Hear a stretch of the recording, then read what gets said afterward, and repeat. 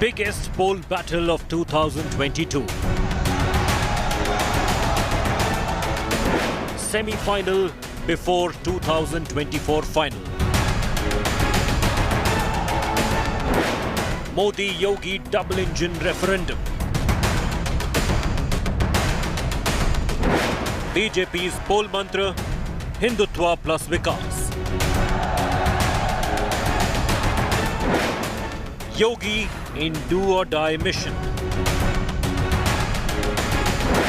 Election Panchayat in Varanasi. Chief Minister Yogi Adityanath exclusive. नमस्कार, आप देख रहे हैं आज तक। आपके साथ मैं हूं अंजना ओम कश्यप। मंदिरों की असंख्य घंटियों से जागती ये काशी, इन सीढ़ियों पर अलसाती हुई, इन घाटों पर घुलटती हुई, मोक्षदायिनी की बाहों में बनारसी साड़ियों में लिपटी ये काशी धरती। और यहाँ पर खास मेहमान हमारे साथ आज मुख्यमंत्री योगी आदित्यनाथ जी मौजूद हैं, जिनसे बहुत सारे सवाल करेंगे। क्योंकि मुख्यमंत्री जी जब प्रधानमंत्री आए थे तो उन्होंने कहा था सत्य ही संस्कार है, प्रेम ही परंपरा है, काशी साक्षात शिव है। लेकिन एक चीज जो उन्होंने नहीं कहा वो ये था कि काशी योगी आदित्यनाथ के लिए सबसे बड़ी परीक्षा है उनके जीवन की। कहते हैं कि पूर्वांचल से ही रास्ता लखनऊ का खुलता है और काशी से दरवाजा पूर्वांचल का। क्या काशी फिर से आपको गले लगाएगी और क्यों? देखिए, काशी तीनों लोकों में न्यारी है। काशी को जो सम्मान और जो अधिकार मिलना चाहिए था, स्वतंत्र भारत में जो सम्मान का हकदार काशी थी, वो सही मायने में अगर किसी ने दिया है तो प्रधानमंत्री मोदी जी ने दिया है। काशी को उसकी पुरातन आत्मा को संरक्षित रखते हुए नए कलेवर के रूप में वैश्विक मंच पर प्रधानमंत्री मोदी जी ने प्रस्तुत किया है। और इसीलिए आज काशी के भौतिक विकास की बात हो, काशी के आध्यात्मिक और सांस्कृतिक उन्नयन की बात हो, या काशी के सर्वांगीण विकास से जुड़ी हुई जो कुछ भी है, ये प्रधानमंत्री मोदी जी के विजन का है, उनके मार्गदर्शन का है, उनकी प्रेरणा और उनके प्रयासों का प्रतिफल है। और ये मेरा सौभाग्य है कि मुझे मोदी जी ने प्रदेश के मुख्यमंत्री के रूप में प्रदेश की जनता की सेवा का अवसर दिया, और इसी बहाने काशी की सेवा करने का भी अवसर मुझे प्राप्त हो रहा है। तो आप खुश हैं एकदम? मथुरा, काशी, अयोध्या ये जाकर योगी जी खुश रहते हैं, मुस्कुराते दिखते हैं? नहीं, मैं मत देखिए, ये हमारी पहचान है। हमारी ऋषि परंपरा ने जो 7 पुरियां मानी हैं, अयोध्या, मथुरा, काशी, कांची, अवंतिका, पुरी, द्वारावती चैव सप्तेता मोक्षदायिका, उनमें से 3 उत्तर प्रदेश में है। और ये मेरा सौभाग्य है कि इन 7 पुरियों में से 3 महत्वपूर्ण पुरियां, अयोध्या भी, मथुरा भी और काशी भी, ये उत्तर प्रदेश में है। तीनों के भौतिक विकास के साथ साथ आध्यात्मिक और सांस्कृतिक उन्नयन के बारे में हम लोगों को कुछ करने का प्रयास हो, यानी कुछ हम लोगों को भी इसमें योगदान देने का अवसर प्राप्त हो रहा है।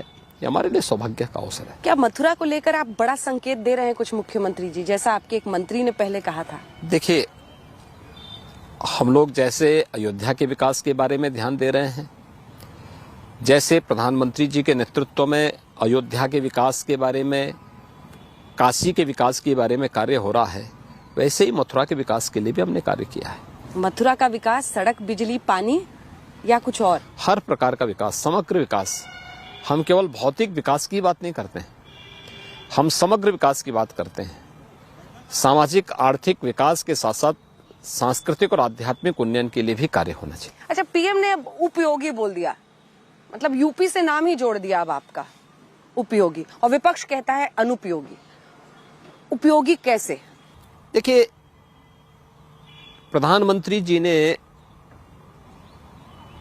जो बात कही है, मैं आभारी हूं प्रधानमंत्री जी का, जिन्होंने उत्तर प्रदेश की इस विकास यात्रा का शुभारंभ किया है और उत्तर प्रदेश की इस विकास यात्रा में प्रदेश के पहले सांसद के रूप में फिर एक मुख्यमंत्री के रूप में मुझे जुड़ने का अवसर प्राप्त हुआ है। उन्होंने बहुत नजदीक से देखा इन चीजों को। देखिए, मोदी जी के पास मुख्यमंत्री के रूप में देश के अंदर एक लंबा अनुभव रहा है और गुजरात को उन्होंने देश का नंबर 1 का राज्य बनाया। गुजरात विकास का एक मॉडल बना मोदी जी के नेतृत्व में। उनका ये अनुभव स्वाभाविक रूप से देश के सभी राज्यों के लिए एक नई प्रेरणा रही है। आज भी गुजरात मॉडल की बात होती है। ये मोदी जी के समय में गुजरात जिन नई ऊंचाइयों को पहुंचा है वह एक मॉडल के रूप में देश के अंदर और दुनिया के अंदर माना गया। और गुजरात में उत्तर प्रदेश के बहुत सारे लोग रोजी रोजगार के लिए वहां जाते थे। उत्तर प्रदेश को समझने, जानने, क्योंकि ये प्रधानमंत्री जी की एक आदत का हिस्सा है कि वह समाज के प्रत्येक तबके से स्वयं संवाद बनाते हैं। यानी देखते कि प्रधानमंत्री की कुर्सी पर मैं हूं तो क्या मुझे मजदूरों से संवाद बनाना चाहिए, श्रमिकों से संवाद बनाना चाहिए, व्यापारियों से, किसानों से, महिलाओं से, बच्चों से, उनका हर एक तबके से सीधा संवाद होता है। तो उत्तर प्रदेश के अनुभव का एक वह उस समय का उनके पास अनुभव है जो मुख्यमंत्री के रूप में उन्होंने देखा है। दूसरा, प्रधानमंत्री के रूप में 2014 से लेकर के 2017 के बीच का भी उनके पास अनुभव है कि जून 2014 से मार्च 2017 के बीच में उत्तर प्रदेश में क्या होता था और मार्च 2017 के बाद से लेकर के अब तक उत्तर प्रदेश में क्या हो रहा है, ये किसी से छुपा हुआ नहीं है। तो स्वाभाविक रूप से 2017 के पहले विकास के प्रोजेक्ट में उत्तर प्रदेश की सरकार ब्रेकर का काम करती थी। गरीब कल्याणकारी योजनाओं में उस समय की सरकार की कोई रुचि नहीं थी। उत्तर प्रदेश के आध्यात्मिक और सांस्कृतिक पहचान को देश और दुनिया के सामने कहने में लोगों को संकोच होता था। लोग उसको अपनी गरिमा के विरुद्ध मानते थे। उत्तर प्रदेश के सामने पहचान का संकट खड़ा हो गया था। लेकिन 2017 के बाद, मार्च 2017 के बाद क्या गांव, क्या गरीब, क्या किसान, क्या नौजवान, क्या महिलाएं, समाज का कोई तबका ये नहीं कह सकता है कि विकास और शासन की योजनाओं में किसी के साथ कोई भेदभाव किया गया। सबको योजनाओं का लाभ दिया गया, विकास सबका किया गया, बिना भेदभाव के किया गया। गरीब कल्याणकारी योजनाओं को हर एक व्यक्ति तक पहुंचाने का कार्य भी हुआ। इंफ्रास्ट्रक्चर डेवलपमेंट के बड़े बड़े कार्य उत्तर प्रदेश के अंदर प्रारंभ हुए और पूरे हो रहे हैं। और उत्तर प्रदेश की पहचान जिन मानबिंदुओं के कारण थी, जिन प्रतीकों के कारण थी, वह भी आज वैश्विक मंच पर एक नए तेज के साथ दिखाई दे रहे हैं। चाहे वह प्रयागराज कुंभ हो। प्रयागराज कुंभ, आप लोग मीडिया से जुड़े हैं और आप लोगों ने कुंभ की परंपरा को बहुत नजदीक से देखा है। 2013 में भी कुंभ को कवर किया होगा आप लोगों ने। 2013 का कुंभ क्या था और 2019 का क्या था, ये देश देख रही है, दुनिया देख रही है, हर श्रद्धालु देख रहा है। काशी 2014 के पहले क्या था, 14 से 17 के बीच में कैसे सरकार विकास के कार्यों में यहां पर ब्रेकर का काम कर रही थी, और 17 के बाद वही विकास की परियोजनाएं किस तेजी के साथ आगे बढ़ी हैं, ये सबने देखा है। तो स्वाभाविक रूप से अगर मैं उत्तर प्रदेश के गरीब के लिए, किसान के लिए, नौजवान के लिए, महिला के लिए और प्रदेश के समग्र विकास के लिए उपयोगी हों, तो प्रदेश में माफिया राज लाने वाले, प्रदेश में गुंडा राज स्थापित करने वाले, प्रदेश में दंगा करवाने वाले, प्रदेश में बेटियों की सुरक्षा के लिए खतरा बने लोगों के लिए उतना ही अनुपयोगी भी रहूंगा। ये तो किसी भी सिक्के के दो पहलू होते हैं। एक पक्ष अगर सकारात्मक होगा तो दूसरा पक्ष जिनकी अनैतिक, अवैध और अराजक गतिविधियों पर लगाम लगा है, उनके लिए उतना ही अनुपयोगी भी रहूंगा। एक नजरिया ये भी है सर इसको देखने का कि पीएम ने क्या यूपी से अब योगी का नाम की मुहर लगा दी उसको जोड़ने की। मैं इसलिए पूछ रही हूँ क्योंकि सर तनाव होता है या खुशी होती है जब मंच पे चाहे वो नड्डा जी हो, चाहे प्रधानमंत्री हो, चाहे गृह मंत्री अमित शाह हो, सब आपका नाम लेते हैं और अब तनाव तो नहीं बनता है कि बहुत ज्यादा स्टेक पर है? देखिए, हम लोग कोई तनाव में कभी नहीं रहते। सार्वजनिक जीवन में आए हैं तो सार्वजनिक जीवन में कुछ मूल्यों को, कुछ आदर्शों को सामने रख करके आए हैं। पर पहली बार सर आपके नाम पर चुनाव लड़ा जा रहा है। मेरे नाम, देखिए, चुनाव में हर भारतीय जनता पार्टी का कार्यकर्ता एक योगी बनकर के कार्य कर रहा है, वो कर्मयोगी है और हर एक कार्यकर्ता इसमें लगा हुआ है। हर एक कार्यकर्ता पार्टी के लिए उपयोगी है और वह उपयोगी पार्टी के लिए भी है तो प्रदेश के लिए भी है। याद करिए, कोरोना कालखंड में पिछले 20-22 महीनों में क्या हुआ। पूरा देश और पूरी दुनिया कोरोना से पस्त है। उत्तर प्रदेश के अंदर कोई भी राजनीतिक दल, क्या कांग्रेस, क्या समाजवादी पार्टी, क्या बहुजन समाजवादी पार्टी, इनके कार्यकर्ता या किसी अन्य राजनीतिक दल का कार्यकर्ता कोई जनता की सेवा के लिए कहीं था? केवल या तो केंद्र सरकार थी या प्रदेश सरकार थी या भारतीय जनता पार्टी का कार्यकर्ता था, जिसे प्रधानमंत्री मोदी जी ने मंत्र दिया था कि सेवा ही संगठन है। यानी संगठन को अपनी सदस्यता अभियान उस समय नहीं चलाना था, अपनी ब्रांडिंग नहीं करनी थी, जनता जनार्दन की सेवा के लिए अपने आप को समर्पित करना था और यह कार्य हुआ यूपी में। लेकिन एक फायर ब्रांड सांसद होना और फिर एक मुख्यमंत्री, कांटों का ताज कहते हैं ना सत्ता को। 5 साल के बाद मैं आपको डराने के लिए अगला सवाल पूछ रही हूँ सर। हम लोग पॉलिटिकल स्टॉक एक्सचेंज करते हैं, उसमें जो आंकड़े हैं उसके नजरिए से बात करते हैं। कोई सीएम दोबारा लगातार सत्ता में नहीं आया है। मैं इसीलिए तो आया हूँ कि मैं दोबारा बीजेपी को सत्ता में यूपी में लेके आऊंगा।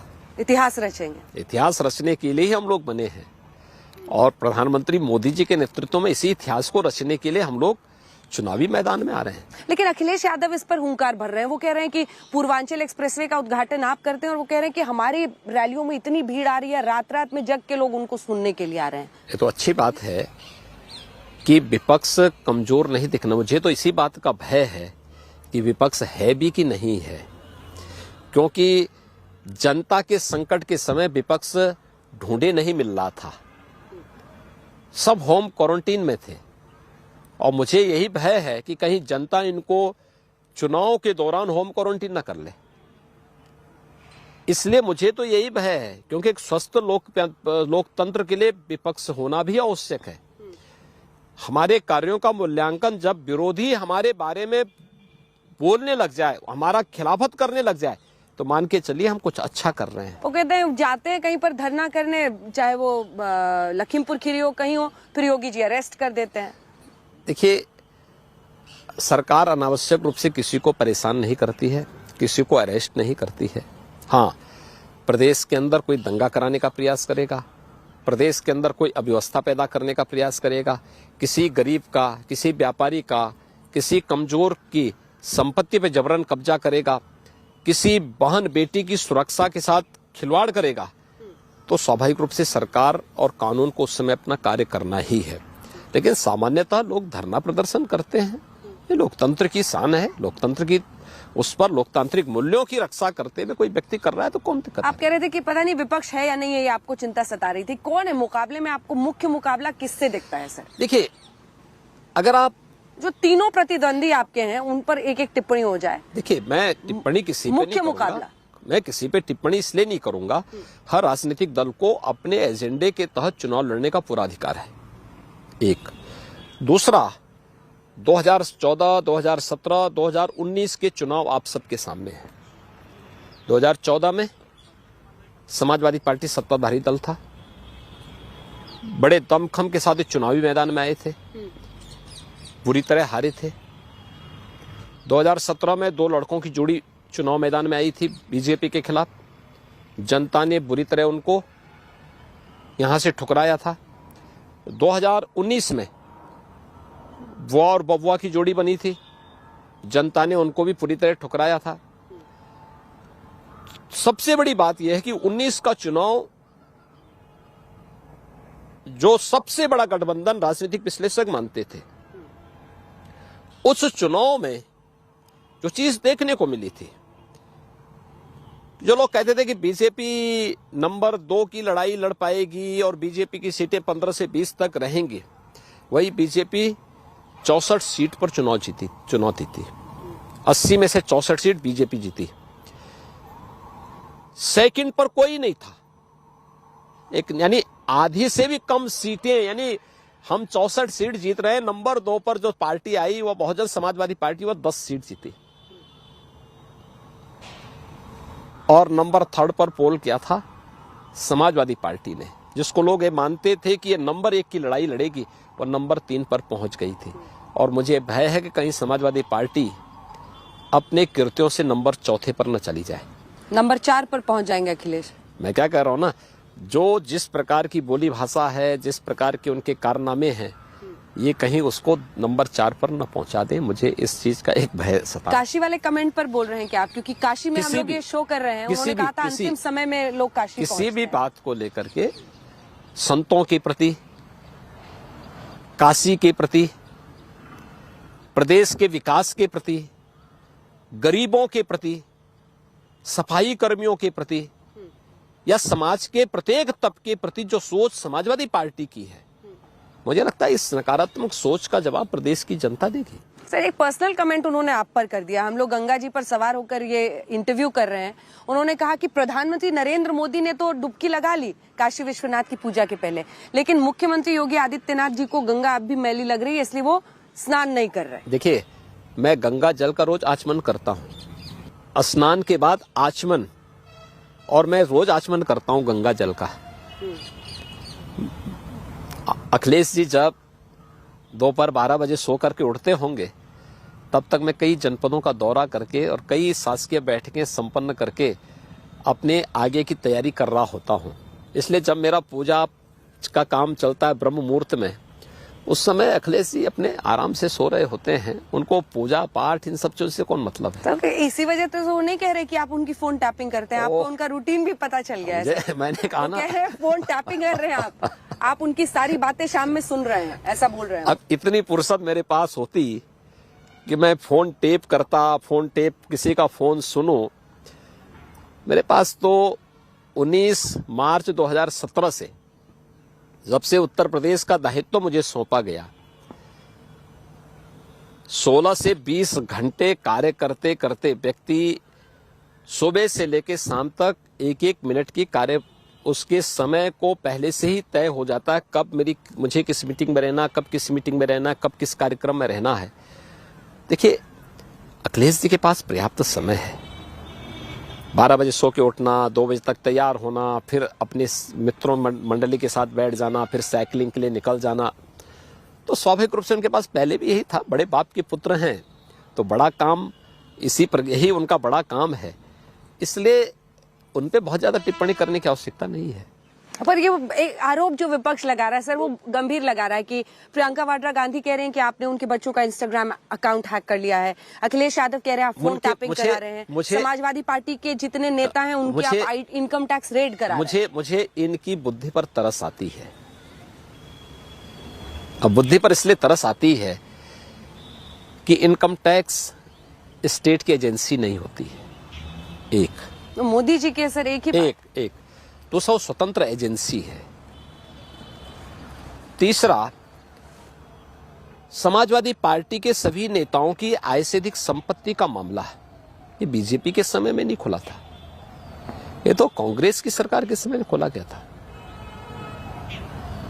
कांग्रेस से क्यों नहीं पूछते इसके बारे में? ये मामला बीजेपी की सरकार के समय का नहीं है, तो इसके लिए कहां से बीजेपी की सरकार या केंद्र सरकार या राज्य सरकार कहां से कटघरे में खड़ा होती? चुनाव के पहले आया ना सर कि 68 करोड़ कबूल लिया। हर एक चीज अपने समय के अनुसार आगे बढ़ती होगी।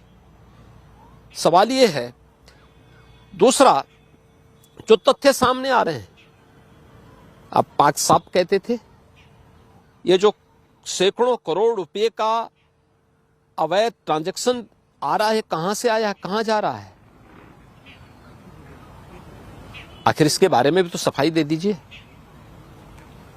ये क्यों नहीं बताते? अभी तो पूरा सच आना बाकी है। अभी तो मैं- इनकम टैक्स वाले बता रहे मैं हैं वही कह रहा हूं ना। किसी ने कबूल लिया। अभी वो कह रहे हैं कि आप लोग झूठ तंत्र फैला रहे हैं सर। अभी झूठ तंत्र नहीं। देखिए, आप पता नहीं क्यों मीडिया इन चीजों को लेकर के कभी कभी वो करती है। हम लोगों ने देखिए, उत्तर प्रदेश के अंदर सबसे जो बदनाम जगह मानी जाती थी वह नोएडा, ग्रेटर नोएडा मान ली गई थी। और वहां पर पिछली सरकारों के कारनामे इस कदर चढ़े थे, ये मान लिया गया था कि कोई मुख्यमंत्री का जाना ही वहां अभिशिप्त हो गया था। और आप कितनी बार हुआ है सर? नहीं, मैं तो 1 दर्जन बार जा चुका हूं। हाँ। लेकिन पिछली सरकारों के मुख्यमंत्रियों के लिए वहां जाना भी अभिशिप्त हो गया था, और इसीलिए पिछली सरकारें वहां का सीएजी की जांच ने ऑडिट नहीं करवा रही थी। हमने करवाया है, और जो कारनामे आए हैं लोगों के, हजारों करोड़ रुपए के वारे नारे हुए हैं, ये कहां गया ये पैसा? उत्तर प्रदेश की इकोनॉमी हम लोग 4 साल में, 4.5 साल में नंबर 2 की इकोनॉमी उत्तर प्रदेश को बना सकते हैं। और इन लोगों को 4-4 बार, 3-3 बार और 5-5, 6-6 दशक तक प्रदेश में शासन करने का अवसर मिला। कहां इन्होंने उत्तर प्रदेश की अर्थव्यवस्था को पहुंचा दिया था? क्यों पिछड़ रहा था उत्तर प्रदेश? कारण था गरीब कल्याणकारी योजनाओं में, विकास की बड़ी बड़ी योजनाओं के विजन ही नहीं था, तो विकास की बड़ी योजनाएं बनाते भी कैसे? लेकिन अगर बन भी रही थी कैसे भी, उसमें हर एक जगह लूट खसोट और भ्रष्टाचार का बोलबाला था। प्रदेश पेशेवर माफिया और दंगाइयों के हाथों इन्होंने गिरवी रख दिया था, और इसलिए प्रदेश की कोई पहचान नहीं बन पा रही थी। आज सरकार, केंद्र और प्रदेश सरकार मिलकर के कार्य कर रही हैं। आज हर गरीब को 15 करोड़ लोगों को फ्री में राशन मिल रहा है यूपी में, और डबल इंजन की सरकार है, डबल डोज मिल रही राशन की भी। ये पहले क्यों नहीं मिलता था? प्रदेश वही प्रियंका वाड्रा प्रदेश के अंदर सर, उनके बच्चों का इंस्टा अकाउंट आपने हैक किया। मैं उसी पे आ रहा हूं। पहले मैं उसी बात को आ रहा हूं ना। प्रदेश में 75 जनपद है। पहले बिजली 4 जनपदों में भी नहीं मिलती थी। आज सभी 75 जनपदों में बिजली की आपूर्ति अनवरत है। अभी तो सर वो कह रहे था हमें लोग कि 24 घंटे आप दे रहे हैं, चुनाव है इसलिए दे रहे हैं। लेकिन दे रहे हैं हम अप्रैल 2017 से बिजली दे रहे हैं, चुनाव के नाते नहीं दे रहे हैं। अप्रैल 2017 से बिजली दे रहे हैं, और कांग्रेस शासित तमाम राज्य भी इस समय बिजली की सहायता हमसे ले रहे हैं। उनकी आपसी प्रतिद्वंदिता इस कदर बढ़ गई है उन राज्यों में ही कि वे एक दूसरे को फूटी आंखों नहीं देख सकते, इसलिए सहायता हमसे मांग रहे हैं। तो उत्तर प्रदेश पिछली सरकारों ने आखिर गरीबों को मकान क्यों नहीं दिए? प्रधानमंत्री आवास योजना 2015 में प्रारंभ हो गई थी। क्या कर रही थी पिछले सरकारें 2 वर्षों तक? स्वच्छ भारत मिशन में हर गरीब के घर में शौचालय हो, क्यों पिछली सरकार नहीं दे पाई? हर घर में बिजली का कनेक्शन फ्री में मिले और बिजली इंफ्रास्ट्रक्चर स्थापित तो क्यों नहीं दिया गया? समाजवादी पार्टी के कैडर को तो आप पेंशन देने की बात करते थे, लेकिन एक विधवा महिला को, एक वृद्धजन को, निराश्रित वृद्धजन को, दिव्यांग जन को पेंशन क्यों नहीं मिलती थी? आज भारतीय जनता पार्टी नेतृत्व की उत्तर प्रदेश सरकार 1 करोड़ ऐसे परिवारों को, निराश्रित महिला, वृद्धजन, दिव्यांगजन, ऐसे लोगों को पेंशन की सुविधा का लाभ दे रही है, और पेंशन की राशि भी हमने दुगनी की है। बैंकिंग कॉरेस्पोंडेंट सखी हर गांव में बैंकिंग की सुविधा उपलब्ध करवाने में अपना योगदान दे रही है। ये काम पहले भी हो सकता था, लेकिन पहले केवल नारे दिए जाते थे, भाषण दिए जाते थे, विकास का कोई विजन नहीं था। आज विकास जमीनी धरातल पर उतरता हुआ दिखाई इस काम के साथ सर इंस्टा हैक भी कर रहे हैं क्या? देखिए, प्रियंका जी का आरोप, मैंने क्या कहा, बच्चों का इंस्टा, मैंने क्या कहा ना, हाँ। प्रियंका जी को इसके बारे में उत्तर प्रदेश के हर जनपद में हम लोग साइबर थाने खोल चुके हैं। वहां एप्लीकेशन देनी चाहिए, पता लग जाएगा किसने किया है। और इसका उनको पास ज्यादा अच्छा अनुभव है, मुझे लगता है उनको इसके बारे में ज्यादा देंगे, सारी तथ्य सामने आ जाएंगे। अभी सर, आपने इससे पहले जब हम लोग इंटरव्यू करते थे तो आप अखिलेश के अब्बा जान कहते थे, आज आपने कहा कि बड़े बाप के बेटे हैं। तो ये स्ट्रेटेजिक चेंज है क्या कि हिंदू मुस्लिम चुनाव नहीं करना है, करना है? क्योंकि अब देखिए, एक दो तीन कदम आप ही के गिनाती हूँ सर। मेरठ में जो एक बहुत बड़ा कार मार्केट था, माना जाता है कि बड़ा ही मुस्लिम बहुल मार्केट था, आपने उसको एक बार में शट कर दिया।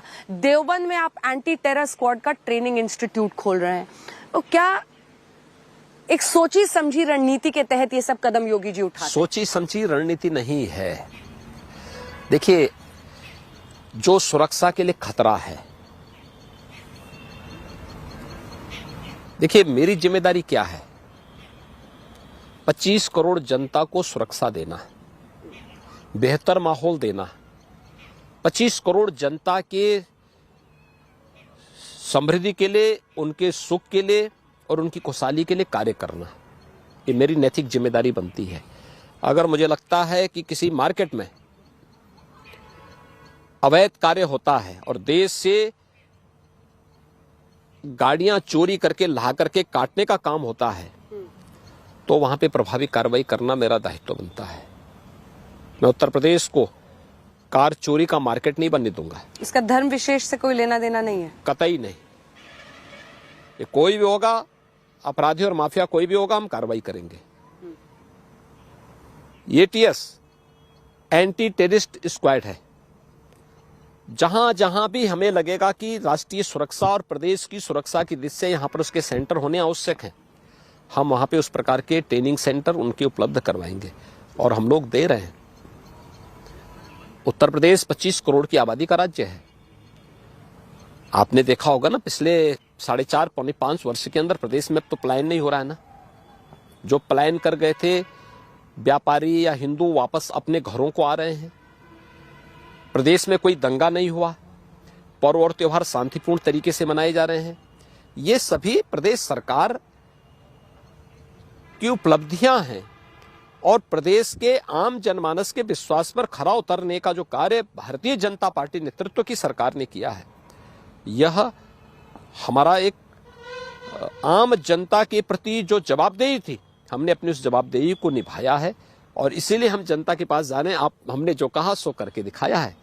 अब फिर से आपका आशीर्वाद चाहिए। चलिए, अब यूपी पर सर मैं 2 हिस्सों में आकर जल्दी से आपसे बात करती हूँ।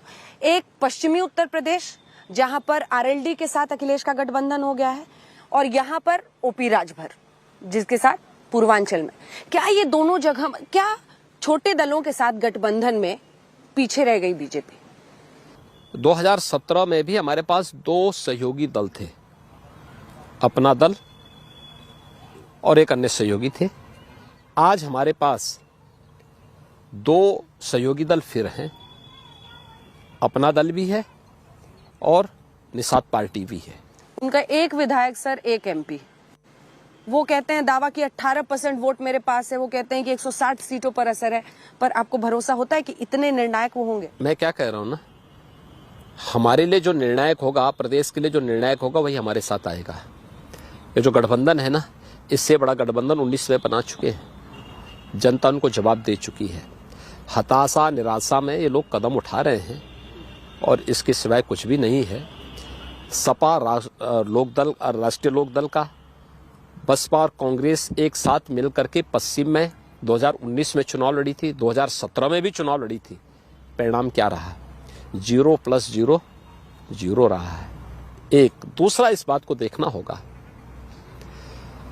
देखिए, आप लोग एक वार रूम में बैठ करके स्ट्रेटेजी तय करते हैं, आंकड़ों के आधार पर खेलते हैं। जमीनी धरातल पर जब देखेंगे ना, एक बात मुझे बताइए, क्या महाराज सुहेलदेव के अनुयायी सालार मसूद के अनुयायियों के साथ हाथ मिलाएंगे? कभी नहीं, कभी नहीं मिलाएंगे हाथ। और इस बात को याद रखना कि महाराज सुहेलदेव से जुड़ा हुआ उनका हर अनुयायी राम भक्तों के साथ होगा, शिव भक्तों के साथ होगा, क्योंकि राम मंदिर को 10वीं शताब्दी में बचाने का सबसे पहला कार्य किसी ने किया था तो महाराज सुहेलदेव ने किया था। और राम मंदिर निर्माण के कार्य का शुभारंभ किसी ने किया है? प्रधानमंत्री मोदी जी के करकमलों से हुआ है। इसलिए राम मंदिर की सुरक्षा का काम महाराज सुहेलदेव ने और राम मंदिर निर्माण का कार्य मोदी जी ने किया है, तो स्वाभाविक रूप से यह केमिस्ट्री मिलती है। राम मंदिर को तोड़ने वाला सालार मसूद, अपवित्र करने वाला सालार मसूद या फिर बाबर हो, इनके साथ कहीं भी महाराज सुहेलदेव के न्यायी हाथ नहीं मिला सकते। ऐसे मोदी जी ने सर पूरी ताकत तो झोंक दी है आपके साथ, क्योंकि आप देखिए कृषि कानूनों की वापसी, सरकार के बारे में कहा जाता है कि एक बार फैसला ले लिया तो ले लिया, लेकिन कृषि कानूनों की वापसी हुई। आपने खुद सुहेलदेव जी की पार्टी की बात की, तो आप देखिए अनुप्रिया पटेल को मंत्री भी बना, ब्राह्मणों की नाराजगी की बात हो, अजय मिश्रा टेनी को लेकर प्रोटेक्शन के मोड में सरकार दिखती है। मतलब ऐसा लग रहा है जैसे पूरे का पूरा जो सिस्टम है वो इस बार यूपी हर हाल में बीजेपी की झोली में आए, उसके लिए झोंक दी गई। देखिए बीजेपी एक सर इसमें सवाल जोड़ रही हूँ कि किसान आंदोलन भी वापस हो गया उसकी वजह से, तो अब जादू की झड़ी चल गई क्या कि किसान मान जाएंगे और किसान खुश हो जाएंगे कि अब योगी जी करने लगेंगे? किसान पहले भी बीजेपी के साथ था, आज भी बीजेपी के साथ में। किसान हितैषी कार्य जितना मोदी जी ने किया है, इससे पहले किसी सरकार ने नहीं किया है।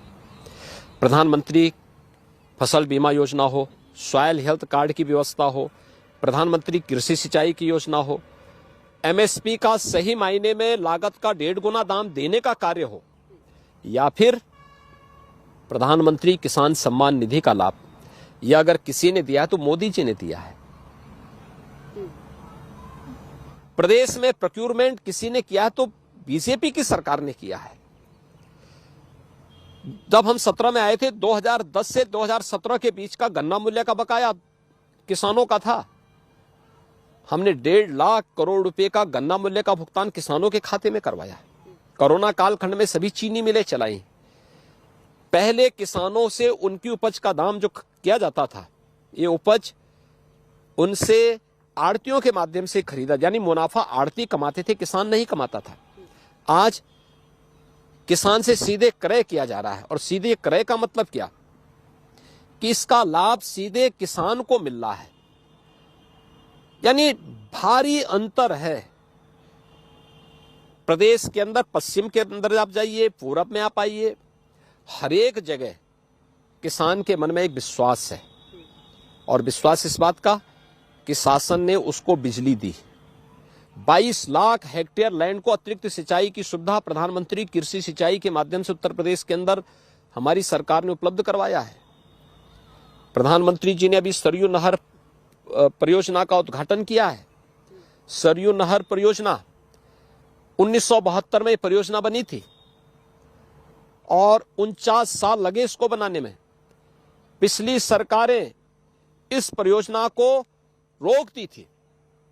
लगभग 15 लाख हेक्टेयर लैंड को सिंचाई की सुविधा मिली है इससे। 1972 से लेकर के 2017 तक किसी का ध्यान क्यों नहीं गया? जबकि 2015 में प्रधानमंत्री कृषि सिंचाई योजना बनने के बाद प्रधानमंत्री मोदी जी और भारत सरकार लगातार राज्य सरकार से कह रही थी कि आप पैसा लीजिए, इस परियोजनाओं को पूरा करिए। हमने पूरा किया। बाण सागर परियोजना हमने पूरा किया, अर्जुन सहायक परियोजना हमने पूरा की।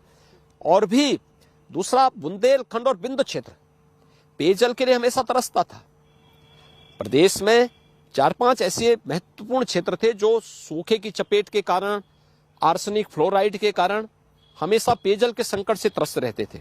बुंदेलखंड, बिंदु क्षेत्र सूखे के कारण, बलिया से लेके मथुरा तक ये पूरी जो बेल्ट जाती है पूरी एक, ये आर्सेनिक और फ्लोराइड के कारण प्रभावित रहती थी। आज हर घर नल योजना हम लोग इन सभी गांवों में, लगभग 35,000 गांवों में हमारी हर घर नल योजना जारी है। और मार्च 2022 तक हम बुंदेलखंड के हर गांव में, बिंदु क्षेत्र यानी मिर्जापुर, सोनभद्र के हर गांव में शुद्ध पेयजल हर घर तक पहुंचा देंगे। तो फिर मुझे समझाइए योगी जी, ऐसा क्यों लगता है कि हम बैठे इस क्रूज में हैं, लेकिन योगी जी का एक पैर दूसरे क्रूज में भी है? काम आप एक के बाद एक गिराते हैं, आपको चुप करना फिर मुश्किल हो जाता है क्योंकि आप एक के बाद एक लय में बोलते चले जाते हैं। लेकिन फिर क्यों अब्बा जान की जरूरत पड़ती है? फिर क्यों प्रधानमंत्री को बोलना पड़ता है कि गाय और गोवर्धन बोलने पर जो बाकी पार्टियां हैं वो शर्म करती हैं? क्यों आपको औरंगजेब को लाना पड़ता है? क्यों आपको मतलब तमाम जो धार्मिक प्रतीक है, मथुरा के बारे में कुछ मंत्रियों को बोलना पड़ता है? दो क्रूज पर सवार हैं। अयोध्या, मथुरा, काशी पर हर हिंदू को गौरव की अनुभूति होती है और होना भी चाहिए। अब आप ये भी कहेंगे कि हमने इलाहाबाद का नाम क्यों बदल दिया? आप ये भी कहेंगे कि फैजाबाद का नाम अयोध्या क्यों कर दिया गया? पहचान क्या है? वो तो ओवैसी जी बोलते ही हैं। मैं क्या करूं? तो ओवैसी तो बोलेगा ही। सवाल यह है कि ओवैसी की सोच क्या है? ओवैसी जिस विघटनकारी सोच के साथ यूपी में आए हैं, उत्तर प्रदेश की जनता उसको 2014 में ही कूड़े के ढेर में फेंक चुकी है। हमने उत्तर प्रदेश को उसकी पौराणिक और पुरातन पहचान दिलाई है और ये हर भारतवासी का दायित्व बनता है। हमारी पहचान क्या है, हम अब उस पहचान के साथ जुड़े और ये काम किया जा रहा है। एक, हमने अब्बाजान शब्द का प्रयोग ही इस बात को लेकर किया था जब अखिलेश जी ने वैक्सीन का विरोध किया। और वैक्सीन, अब्बाजान शब्द असंसदीय नहीं है। मैंने तो विधान परिषद में समाजवादी पार्टी के नेता सदन जो थे, उनके नेता विधान परिषद में से अहमद हसन जी से मैंने पूछा सदन में, मैंने कहा मुझे एक बात बताइए, क्या अब्बाजान शब्द असंसदीय है? उन्होंने कहा नहीं। तो मैंने कहा फिर आपकी पार्टी मुस्लिम वोट लेना चाहती है लेकिन अब्बाजान से परहेज करती है, क्या मतलब है इस बात? पर सर, अब्बाजान तो ज्यादातर मुस्लिम समुदाय में जो लोग होते हैं वो बोलते हैं ना। मैं क्या कहता हूँ, 2014 के पहले और 2017 के पहले क्या होता था? वही मियां मुलायम वाला एक्सटेंशन है ये पॉलिटिक्स का। क्या आपको नहीं लगता था कि इससे पहले गोल टोपी पहन करके तमाम प्रकार की दावतें होती थी? क्या ये सच नहीं है कि 2017 के पहले आज जो पैसा मकान, गरीबों के मकान बनने में लग रहे हैं, यही पैसा कब्रिस्तान की बाउंड्री में खर्च हो जाते थे? क्या ये सच नहीं है कि इन पैसों की बंदरबांट होती थी और कुछ लोगों को अपने, यानी कुछ लोगों को तुष्ट करने के लिए प्रदेश के गरीबों को और उनके पेट पर लात मारने का काम होता था? आज तो नहीं हो रहा है। हमने कहा ना, विकास की योजना का लाभ सबको देंगे लेकिन तुष्टिकरण किसी का नहीं करेंगे। और आपने जब गोल टोपी बोला, ऐसा लगा कि एकदम गोल टोपी वाले, मतलब नहीं, मैंने क्या कहा, सवाल ये है कि आप इफ्तार पार्टी कहना चाह रहे थे। इफ्तार पार्टी के नाम पर क्या कुछ नहीं होता था। सरकार के खजाने से इफ्तार के नाम पे पार्टियां होती थी, आज तो नहीं होती है ना। तो मुस्लिम समुदाय पूछेगा इसमें क्या बुरा है? नहीं, बुरा क्या है? तो फिर होली मनाने में क्यों रोका जाता था? कावड़ यात्रा पे क्यों रोक लगाई जाती थी? जन्माष्टमी पे क्यों रोक लगाई जाती थी? अब आपके अधिकारी फूल बरसाते हैं सर कांवड़ियों पर। बिल्कुल, सुरक्षा की दृष्टि से भी आवश्यक है और हम निगरानी भी करते हैं। भाई 4 करोड़ लोग अगर कावड़ यात्रा में जा रहे हैं तो उसकी निगरानी भी होनी आवश्यक है, शांति भी बनी रहे। साथ साथ वे लोग अगर आस्था के साथ जुड़ करके समाज की व्यवस्था, राष्ट्र के निर्माण में अपना योगदान दे रहे हैं तो उनका अभिनंदन भी होना चाहिए। अयोध्या पर एक जो मामला अभी तक जितनी जानकारी आई है उसी के आधार पर मैं ये सवाल पूछ रही हूँ कि जब फैसला आया अयोध्या का सुप्रीम कोर्ट से, उसके बाद से ये आरोप है कि 15 अधिकारी और इलेक्टेड रिप्रेजेंटेटिव्स जिसमें लोकल एमएलए हैं, उनके परिवार वाले हैं, उन्होंने वहां पर जमीन खरीद ली और इस पर गंभीर आरोप लग रहा है कि क्या ये एक साजिश के तहत किया गया और ये करप्शन का एक बड़ा मामला है जो अयोध्या में हुआ। देखिए, करप्शन है नहीं है ये जांच का विषय है एक, और किसी भी चीज को बोलने के पहले उसकी पूरी जांच पड़ताल होनी बहुत आवश्यक होती है। अयोध्या को दुनिया की सबसे सुंदर और आधुनिक सिटी के रूप में विकसित करने, अयोध्या की आध्यात्मिक और सांस्कृतिक विरासत को बनाए रखते हुए प्रस्तुत करना, ये केंद्र और प्रदेश सरकार की नीति का हिस्सा और हम उस पर कार्य कर रहे हैं। और 2019 में जमीन की खरीद फरोख्त पर रोक भी हम ही लोगों ने लगाई थी क्योंकि हम जानते थे कि जैसे वहां का फैसला आया, हम जानते थे कि अब यहाँ पे जमीन पर भूमाफिया हावी होंगे और इस जमीन के यानी तेजी के साथ यहाँ के दाम बढ़ेंगे। तो हम लोगों ने वहां पे पूरी तरह उसको लगाम लगाया था। लेकिन हम लोगों ने एक व्यवस्था और बनाई उसमें कि हमें अयोध्या के विकास की दृष्टि से जितनी जमीन चाहिए उतना हम लोग अपने लिए सुरक्षित करेंगे, बाद में फिर उस नोटिफिकेशन को विड्रॉ करेंगे। इसमें से कुछ मामलों में मुझे जानकारी है कि कोर्ट ने उसमें आदेश किया था, तो उसमें उनको रजिस्ट्री उन लोगों की हुई होगी। लेकिन मैंने कल इस मामले में अपने एडिशनल चीफ सेक्रेटरी रेवेन्यू को इसका जांच की जिम्मेदारी दी है और वह कमेटी मुझे एक सप्ताह के अंदर रिपोर्ट देगी। अगर किसी ने गलत किया होगा तो उसकी जवाबदेही भी हम तय करेंगे। जवाबदेही और जमीन वापस लेंगे? मैंने क्या कहा ना, 9 नवंबर 2019 मैंने क्या कहा सर, जवाबदेही तय करेंगे। जवाबदेही का मतलब हर प्रकार की जवाबदेही तय करेंगे। एक फोटो बड़ी वायरल हुई सर आपकी प्रधानमंत्री के साथ, इसमें कंधे पर वो हाथ रखे हुए आपसे और आते जाते। उस पर राजनाथ सिंह जी ने एक रैली में कहा कि प्रधानमंत्री कह रहे थे कि योगी जी छक्का अच्छा मारो और भी बैटिंग सिक्सर आप हिट करो। अब असल राज तो आप ही बता सकते हैं कि पीएम क्या कह रहे थे कंधे पर हाथ रखकर। देखिए प्रधानमंत्री जी हमारे अभिभावक हैं, हमारे नेता हैं। स्वाभाविक रूप से प्रदेश के विकास के लिए, प्रदेश के समग्र विकास के लिए उनका मार्गदर्शन और उनकी प्रेरणा सदैव हम लोगों को प्राप्त होती रहती है। तो स्वाभाविक रूप से जो आत्मीयता प्रधानमंत्री जी ने हम लोगों के प्रति दिखाई है, मुझे लगता है वो हम लोगों को निरंतर आगे बढ़ने की प्रेरणा देता है। बताया नहीं आपने योगी जी? मैंने कहा ना, हमारे अभिभावक भी हैं, नेता भी हैं, तो उनकी प्रेरणा, उनका मार्गदर्शन सदैव हम लोगों के लिए आगे बढ़ने के लिए प्रेरित करता है। क्या चर्चा में कभी ये बात होती है कि इस बार पूरी ताकत झोंक दो? अभी यूपी में ऐसा कभी नहीं हुआ है, हम लोगों को रिकॉर्ड तोड़ना है कुछ।